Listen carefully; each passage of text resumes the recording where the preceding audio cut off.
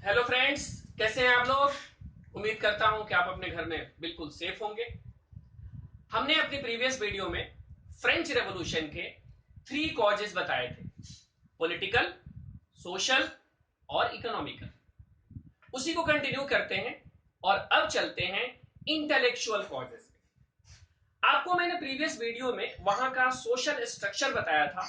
तो उसमें बताया था कि थर्ड स्टेट के अंदर जो सबसे टॉप कैटेगरी में थे, जो रिच थे और एजुकेटेड लोग थे, उन लोगों ने जो सोशल डिवीजन था उस डिवीजन के ऊपर क्वेश्चन करना शुरू किया था। क्योंकि वो रिच थे, एजुकेटेड भी थे और इसीलिए कोई भी पुरानी सिस्टम को इजीली एक्सेप्ट नहीं कर सकते थे। उनके पास पैसा था लेकिन समाज में वो हैसियत नहीं थी, समाज के अंदर वो उन्हें इज्जत नहीं मिल रही थी जो उन्हें मिलनी चाहिए थी।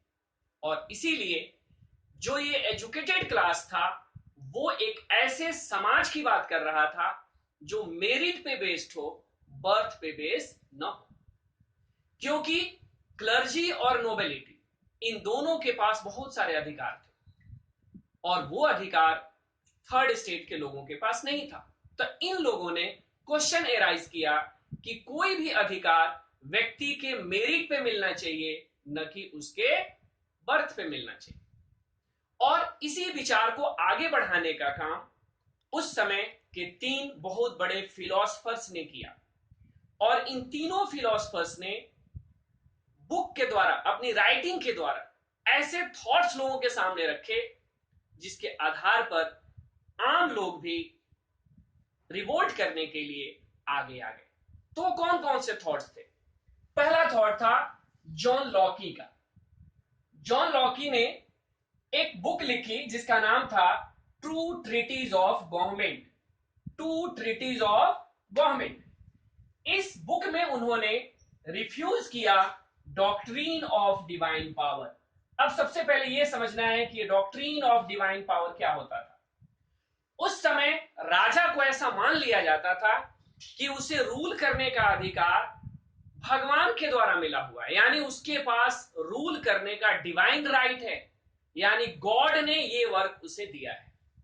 ऑब्वियस है, इस बुक में उन्होंने कहा कि ऐसी कोई राइट नहीं होती है जो गॉड ने किसी को भी दिया है, यानी व्यक्ति के पास अपनी मेरिट हो तभी वो रूलर बन सकता है। गॉड के द्वारा किसी तरह की कोई पावर नहीं दी जाती है, क्योंकि गॉड की नजर में हम सब भगवान की संतान है एंड ऑल आर इक्वल। तो हम राजा को कैसे मान लें कि उसके पास डिवाइन पावर है रूल करने का। इसी तरह एक दूसरा थिंकर हुए, दूसरे थिंकर रूशो, इसको रूशो पढ़ेंगे। इन्होंने एक बुक लिखी सोशल कॉन्ट्रैक्ट। रूसो ने एक बुक लिखी जिसका नाम था सोशल कॉन्ट्रैक्ट।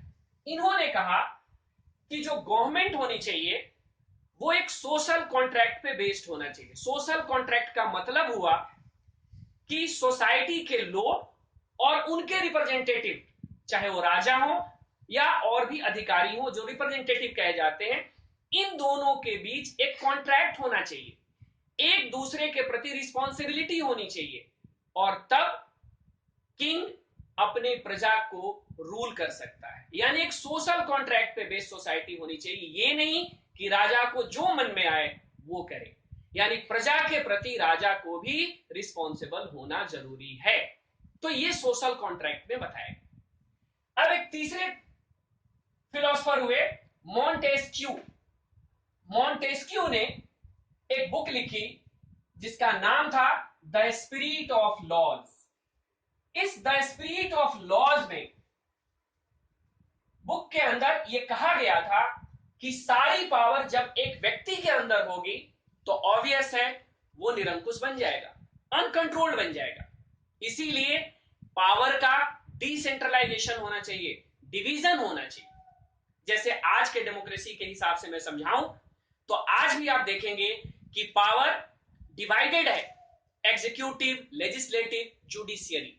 ठीक उसी तरह यहां भी उसने कहा कि गवर्नमेंट की जो पावर है वो 3 पार्ट में डिवाइड होनी चाहिए, एग्जीक्यूटिव, लेजिस्लेटिव एंड जुडिशियरी। जबकि सिस्टम ये था कि राजा ही तीनों था, यानी लुई 16 ही सब कुछ था। वही पार्लियामेंट है, वही जज भी है और वही एग्जीक्यूटिव भी है। तो ऑब्वियस है जब पावर किसी एक के पास होगी तो उसके मिसयूज होने के चांसेस ज्यादा होंगे। और इसलिए ये तीनों फिलोसफर्स ने जो आइडिया दिया, इससे समाज के लोगों में एक नई जागृति आई, समाज के लोग नए तरीके से सोचने शुरू किए और ऑब्वियस है, कहा जाता है कि नए विचार जो जन्म लिए उसके कारण रेवोल्यूशन की पूरी बैकग्राउंड प्रिपेयर हो गई। तो इस तरह ये इंटेलेक्चुअल कॉज था। अब हम चलते हैं इमीडिएट कॉज। आखिर कौन सी ऐसी परिस्थिति आई कि रिवोल्ट शुरू हो गया, उसको हम कहते हैं इमीडिएट कॉज। तो जैसा कि याद होगा आपको कि हमने सबसिस्टेंस क्राइसिस बताई थी, यानी महंगाई बढ़ रही थी, लोगों की वेजेस नहीं बढ़ रही थी और यही कारण है कि ब्रेड की प्राइस काफी अप हो गई थी। ब्रेड की प्राइस अप होने के कारण हजारों की तादाद में लोग ब्रेड की दुकान के सामने इकट्ठा होने लगे और सरकार के संस्थाओं का विरोध करने लगे कि आखिर ऐसी स्थिति में हम अपना जीवन कैसे चला पाएंगे। तो इस परिस्थिति से जूझने के लिए, यानी ब्रेड की प्राइस बढ़ चुकी है, सरकार के पास खजाना ऑलमोस्ट खाली हो चुका है, उसके पास इस सिचुएशन को हैंडल करने के लिए पैसे की कमी है और इसीलिए राजा को पे प्रेशर पड़ा कि वो नए तरह के टैक्सेस लगाए। लेकिन जैसा कि आपको पता है कि राजा के पास टैक्स लगाने के अधिकार नहीं थे। राजा खुद अकेला अपने हिसाब से टैक्स नहीं लगा सकता था, क्योंकि उस समय जो सिस्टम थी उस सिस्टम में राजा को स्टेट जनरल की परमिशन या अप्रूवल जरूरी थी। यानी राजा चाह करके भी नया टैक्स इंट्रोड्यूस नहीं कर सकता था, क्योंकि उसे पहले स्टेट जनरल से परमिशन लेनी थी। स्टेट जनरल की मीटिंग उसे बुलानी पड़ेगी, तभी वो आगे टैक्स लगा सकेगा। और यही कारण है कि राजा को बाध्य होकर के स्टेट जनरल की मीटिंग बुलानी पड़ी। राजा ने 5 मई 1789 को स्टेट जनरल्स की मीटिंग बुलाई। अब इससे स्टेट जनरल के अंदर क्या था? इससे स्टेट जनरल के अंदर रिप्रेजेंटेटिव होते थे, लोगों के द्वारा चुने गए सदस्य होते थे। फर्स्ट स्टेट के 300 मेंबर होते थे, सेकेंड स्टेट के भी 300 मेंबर्स होते थे और थर्ड स्टेट के 600 मेंबर होते थे। लेकिन जो वोटिंग राइट्स था वो बिल्कुल अलग था। हर स्टेट को सिर्फ एक वोट देना होता था, यानी इस हर स्टेट एक वोट देता था, जबकि थर्ड स्टेट के लोगों ने डिमांड करा कि यह सिस्टम बदलने की जरूरत है। हर मेंबर को एक वोट होना चाहिए, यानी जितने भी मेंबर हुए, यानी 1200 मेंबर हुए, इन 1200 मेंबर्स को एक वोट देने का अधिकार हो और इस वोटिंग राइट्स के आधार पर डिसीजन हो कि नए टैक्सेस लगेंगे या नहीं लगेंगे। लेकिन राजा ने थर्ड स्टेट के इस डिमांड को मना कर दिया। थर्ड स्टेट के इस डिमांड को मानने से मना कर दिया। राजा ने कहा कि नहीं, जो पुरानी सिस्टम है, यानी each state had one vote, उसी के बेस पे हम आगे बढ़ेंगे। लेकिन थर्ड स्टेट ने मना कर दिया और थर्ड स्टेट ने असेंबली की मीटिंग से वॉकआउट किया और अलग होकर उन्होंने 20 जून 1789 को 20 जून 1789 को थर्ड स्टेट ने टेनिस कोर्ट में इकट्ठा होकर अपने आप को नेशनल असेंबली डिक्लेयर कर दिया और उन्होंने कहा कि जब तक हम फ्रांस के लिए एक नया कॉन्स्टिट्यूशन नहीं बना देते हैं, तब तक फ्रांस की नेशनल असेंबली हमें ही माना जाए। और इस तरह ये नेशनल असेंबली आगे काम करने लगी। यानी थर्ड स्टेट के लोगों ने अपने आप को नेशनल असेंबली मान लिया और ये नेशनल असेंबली आगे काम करने लगी। अब नेशनल असेंबली का जो अगला काम था वो था पूरे फ्रांस के लिए कॉन्स्टिट्यूशन बनाना। यहां से रिवोल्ट शुरू हो जाता है, क्योंकि थर्ड स्टेट के लोगों ने अपोज किया और इस अपोज के कारण लोग जो थर्ड स्टेट जिनकी पॉपुलेशन 90% थी, जो 90% के रिप्रेजेंटेटिव थे, ऑब्वियस है वो लोग जब कोई चीज मना करेंगे तो उसका इंपैक्ट पूरे कंट्री पे पड़ेगा। इस रिवोल्ट को लीड करने का काम या नेशनल असेंबली को लीड करने का काम दो लोगों ने किया, मिराबियो एंड एबेसियस। मिराबियो, एबेसियस। हालांकि ये दोनों मिराबियो एंड ओवेसियो ये दोनों थर्ड स्टेट को बिलोंग नहीं करते थे, बल्कि ये फर्स्ट और सेकंड स्टेट के थे, लेकिन इनकी हमदर्दी थर्ड स्टेट के साथ थी और यही कारण है कि इन लोगों ने थर्ड स्टेट को लीड करने का काम किया।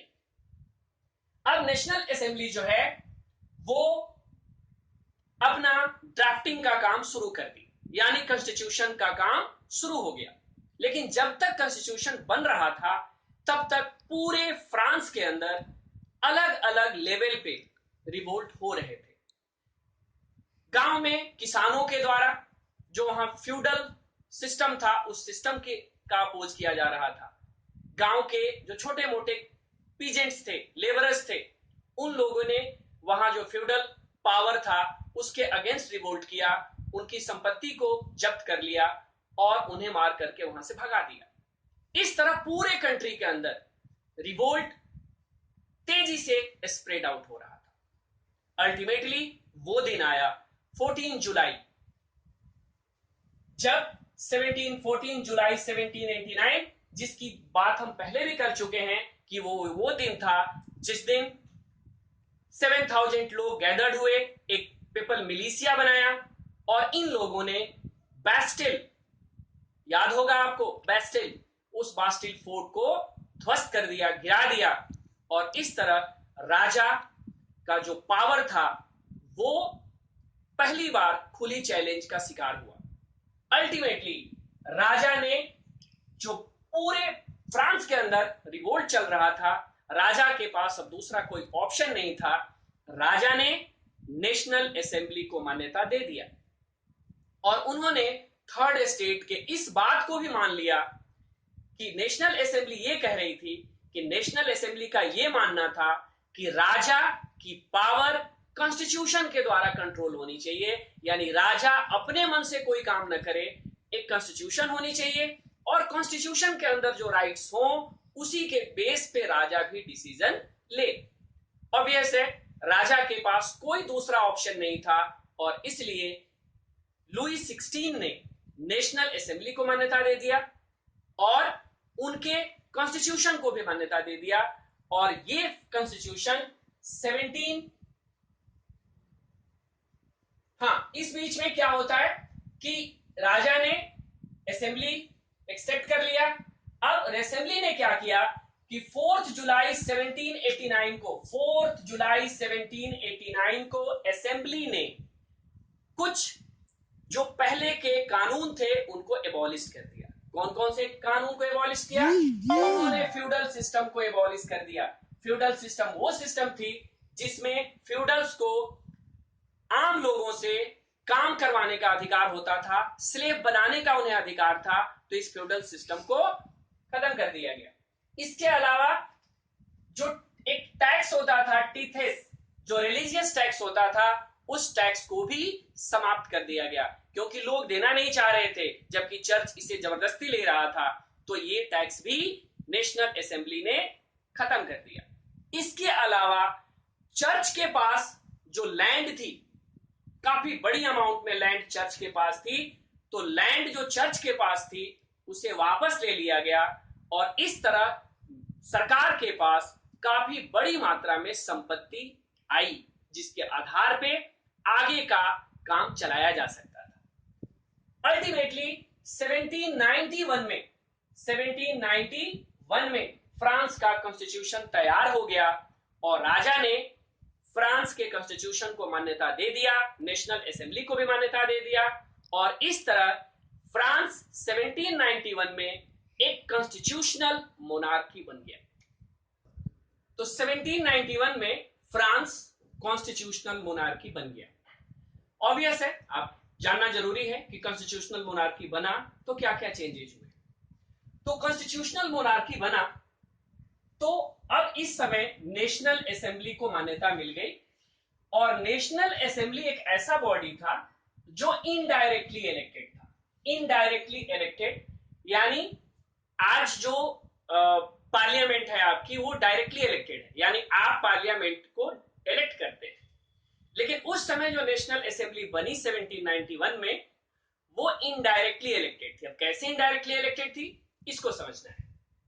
हम फ्रांस के सारे सिटीजन्स को दो पार्ट में डिवाइड कर दिया गया।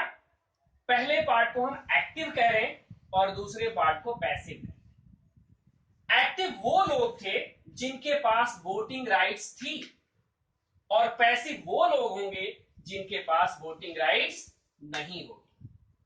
अब वोटिंग राइट्स किसको दिया गया?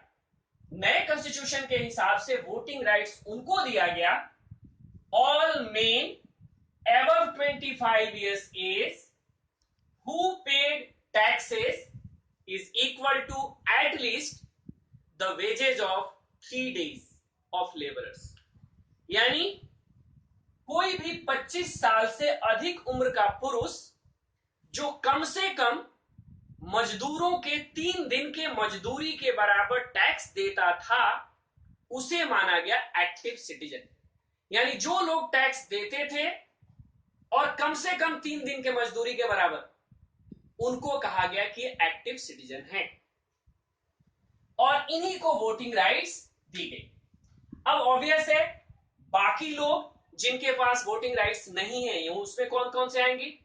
तो वुमेन, चिल्ड्रेन और रिमेनिंग मेन। रिमेनिंग मेन का मतलब कि 25 साल से ऊपर के जो लोग थे लेकिन टैक्स नहीं देते थे या टैक्स देते थे वो भी 3 दिन के मजदूरी से कम देते थे, ऐसे लोगों को हम पैसिव सिटीजन्स के अंदर रख रहे हैं। इन पैसिव सिटीजन्स के लोगों को वोटिंग राइट्स नहीं दिया गया था। अब जिनके पास वोटिंग राइट्स थी वो क्या करते थे? एक इलेक्टोर्स को इलेक्ट करते थे। इलेक्टोर्स को इलेक्ट करते थे या यूं कह ले एक ऐसी संस्था बनाते थे जो नेशनल असेंबली इलेक्ट करने वाली होती थी। तो ये लोग यानी यूं कह ले आम लोग कुछ खास लोगों को इलेक्ट करती थी। अब ये खास लोग कौन होते थे?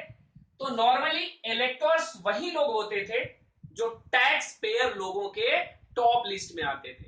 यानी जो लोग सबसे ज्यादा टैक्स पे करते थे वो लोग इलेक्टर्स का इलेक्शन लड़ते थे। यानी आम लोग पहले कुछ खास लोगों को इलेक्ट करते थे जिनकी संख्या लगभग 50,000 थी और ये 50,000 इलेक्टर्स नेशनल असेंबली को इलेक्ट करते थे। तो नेशनल असेंबली जो लॉ मेकिंग बॉडी थी यहां पे इनडायरेक्टली इलेक्ट हो रही है क्योंकि एक्टिव सिटीजन इलेक्टर्स को इलेक्ट कर रहे हैं और इलेक्टर्स जो है वो नेशनल असेंबली को इलेक्ट कर रही है। इसीलिए मैंने लिखा कि national assembly was indirectly elected.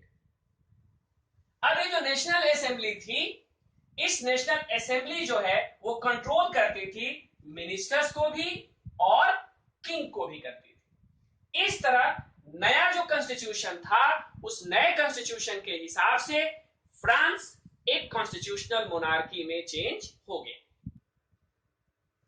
France का जो कॉन्स्टिट्यूशन था वो बहुत ही इंपॉर्टेंट था क्योंकि फ्रांस का कॉन्स्टिट्यूशन जो था वो स्टार्टिंग में ही उसमें एक declaration of the rights of man and citizens लिखा हुआ था। यानी इस कॉन्स्टिट्यूशन में लोगों के कुछ अधिकार दिए गए थे और कहा गया था कि कोई भी सरकार या संस्था उनके इन अधिकारों को छीन नहीं सकती। जैसे आज हमारे कॉन्स्टिट्यूशन के भी फंडामेंटल राइट्स हैं, तो कहा जाता है ये फंडामेंटल राइट्स का कॉन्सेप्ट सबसे पहले दुनिया में कौन देश लेके आया? फ्रांस। यानी फ्रांस की नेशनल असेंबली ने जो कॉन्स्टिट्यूशन बनाया उस कॉन्स्टिट्यूशन में हर इंसान को यानी हर सिटीजन को कुछ राइट्स दिए गए, जिनमें कुछ राइट्स मैंने यहां पे मेंशन किया है, जिसमें सबसे पहली राइट थी राइट टू लिव यानी जीने का अधिकार। इसी तरह फ्रीडम ऑफ स्पीच यानी बोलने का अधिकार, फ्रीडम ऑफ ओपिनियन अपना मत देने का अधिकार, एंड इक्वलिटी बिफोर लॉ यानी लॉ के सामने सभी लोग बराबर होंगे। ये कुछ ऐसे राइट्स थे जो आज भी डेमोक्रेसी के सबसे इंपॉर्टेंट राइट्स हैं, और दुनिया के सारे देश ये राइट्स आज अपने सिटीजन को दिए हैं। लेकिन पहली बार फ्रांस में 1791 में ये कॉन्स्टिट्यूशन ने वहां के नागरिकों को यह अधिकार दिया, और इस प्रकार आपने देखा कि 1789 के रेवोल्यूशन ने फ्रांस में एक बहुत बड़ा बदलाव किया, और फ्रांस में एक कॉन्स्टिट्यूशनल मोनार्की आ गई। राजा नहीं हटा, लेकिन राजा के अधिकारों को सीमित कर दिया गया, कॉन्स्टिट्यूशन बन गई, नेशनल असेंबली आ गया। यूं कह लें कि पूरी सिस्टम बदल गई, और इस तरह से फ्रांस का कॉन्स्टिट्यूशनल मोनार्की में कन्वर्जन हुआ। तो ये आज का पार्ट बी था। इसके आगे हम नेक्स्ट वीडियो में लेके आएंगे। तब तक आप ये अच्छे से पढ़िए, समझिए, और एक एक सीक्वेंस ध्यान से पढ़ेंगे, समझेंगे, कोरिलेट करेंगे, तो आपको एक चैप्टर इजी लगेगा। उम्मीद करता हूं कि मेरी वीडियो अच्छी लगी होगी।